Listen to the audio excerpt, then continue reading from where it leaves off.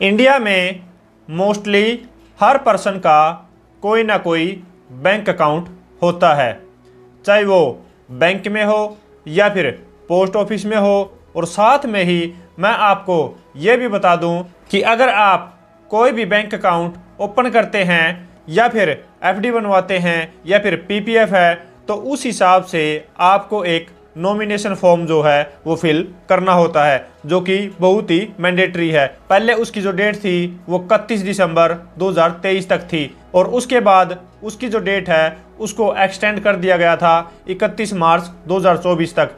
और उसके बाद अब 30 जून 2024 तक जो इसकी डेट को एक्सटेंड कर दिया गया है।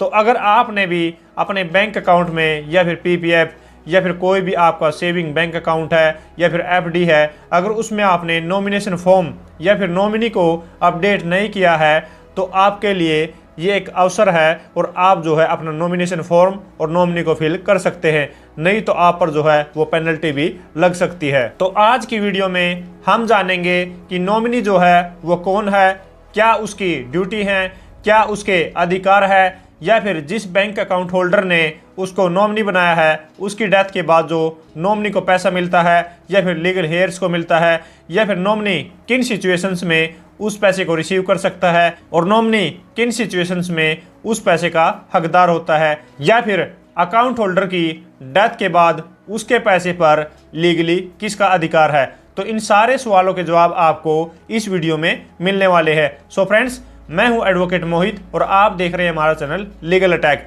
अगर आपने ये चैनल अभी तक सब्सक्राइब नहीं किया तो चैनल को सब्सक्राइब कर लीजिए, क्योंकि लॉ से रिलेटेड बहुत ही बढ़िया कंटेंट इस चैनल पे आने वाला है। सो फ्रेंड्स, बिना किसी देरी के चलिए वीडियो शुरू करते हैं।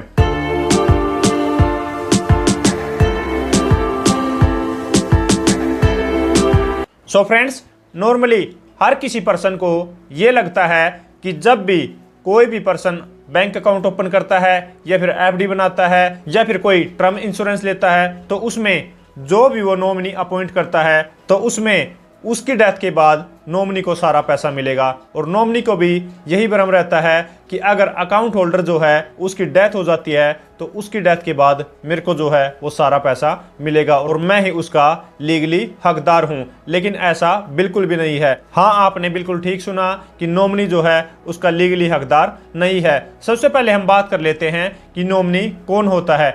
नॉमिनी एक वो पर्सन है जो कि किसी भी बैंक अकाउंट होल्डर की डेथ के बाद उसके पैसे को या फिर उसकी एसेट को रिसीव करता है, उसको बोला जाता है नॉमिनी। और नॉमिनी को जो है वो एजेंट, रिप्रेजेंटेटिव या फिर केयर टेकर भी बोला जाता है। और नॉमिनी जो है वो अकाउंट होल्डर के द्वारा अपनी डेथ से पहले प्री डिफाइन होता है कि मेरा नॉमिनी ये होगा और मेरी डेथ के बाद जो है मेरे अकाउंट से ये जो नॉमिनी है ये पैसे को रिसीव कर सकता है। तो अब मैं आपको ये भी बता देता हूं कि नॉमिनी की क्या ड्यूटी है, कि अगर नॉमिनी जो है वो उस पैसे को अकाउंट होल्डर की डेथ के बाद रिसीव करता है तो उसको वो पैसा रिसीव करने के बाद जो भी उस अकाउंट होल्डर के लीगल हेयर्स हैं उनमें उस अमाउंट को डिवाइड करना होता है। तो इसको अगर हम अच्छे से समझे तो इससे हमें ये देखने को मिलता है कि जो नॉमिनी है वो सिर्फ अकाउंट होल्डर के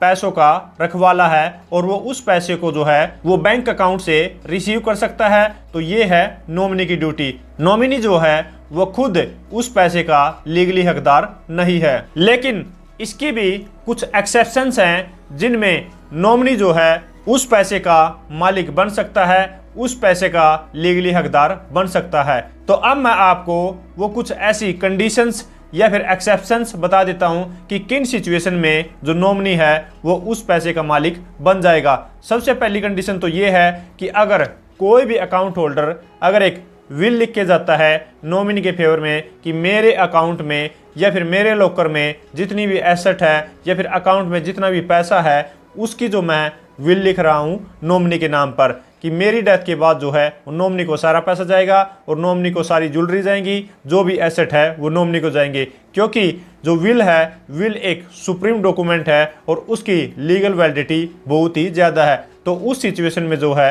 नॉमिनी उस पैसे का और उस एसेट का लीगली हकदार और लीगली मालिक बन जाएगा। और जो विल है वो किसी के फेवर में भी लिखी जा सकती है, चाहे वो लीगल हेयर है या फिर रिलेटिव है या फिर कोई नॉन पर्सन है या फिर जो पड़ोसी है, किसी के फेवर में भी जो विल को लिखा जा सकता है। और जो विल होल्डर है और जिसके फेवर में विल लिखी गई है वो ही उस पैसे का और उस एसेट का मालिक बन जाएगा। और जो दूसरी कंडीशन है वो ये है कि अगर नॉमिनी जो है वो एक इकलौता वारिस है, लीगल हेयर्स में आता है और उसके अलावा कोई अदर लीगल हेयर्स नहीं है, तो उस सिचुएशन में भी जो भी सारा पैसा है या फिर एसेट है अकाउंट होल्डर की वो चली जाएगी नॉमिनी को।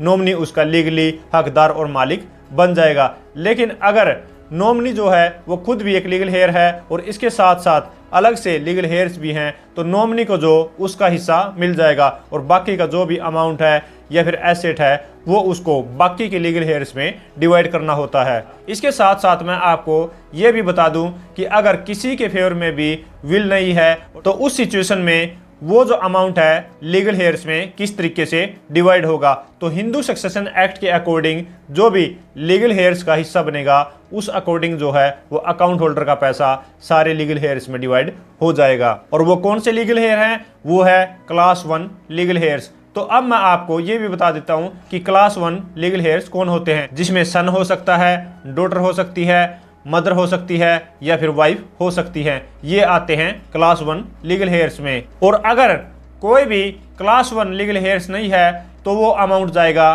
क्लास 2 लीगल हेयर्स को। क्लास 2 लीगल हेयर्स में कौन आता है? सबसे पहले जो ब्रदर है, सिस्टर है या फिर फादर है या फिर ग्रैंड पेरेंट्स हैं या फिर ग्रैंड चिल्ड्रंस हैं, ये आते हैं क्लास 2 लीगल हेयर्स में। तो अगर क्लास 1 लीगल हेयर्स नहीं है तो ये जो अमाउंट है वो इक्वली डिवाइड हो जाएगा क्लास 2 लीगल हेयर्स में। तो अब मैं आपको ये बता देता हूं कि जो नॉमिनी है, नॉमिनी के क्या राइट्स हैं। नॉमिनी के राइट्स ये हैं कि अगर कोई भी बैंक अकाउंट होल्डर उसको अपने अकाउंट में नॉमिनी बना के जाता है तो उसके बाद अगर बैंक अकाउंट होल्डर की डेथ हो जाती है तो नॉमिनी जो है वो उस अकाउंट से पैसे को रिसीव कर सकता है। ये है नॉमिनी का राइट। और जो बैंक है वो नॉमिनी को मना नहीं कर सकता कि हम आपको पैसे नहीं देंगे। नॉमिनी को सिर्फ जो है वो अपना आइडेंटिटी कार्ड, आइडेंटिटी प्रूफ देना है और उसके बाद बैंक की ड्यूटी है कि वो सारा जो अमाउंट है वो नॉमिनी को देगा और नॉमिनी उसको रिसीव कर सकता है बिना किसी सक्सेशन सर्टिफिकेट के। क्योंकि इस पे बहुत सारे जो लेटेस्ट कानून आ चुके हैं कि बैंक जो है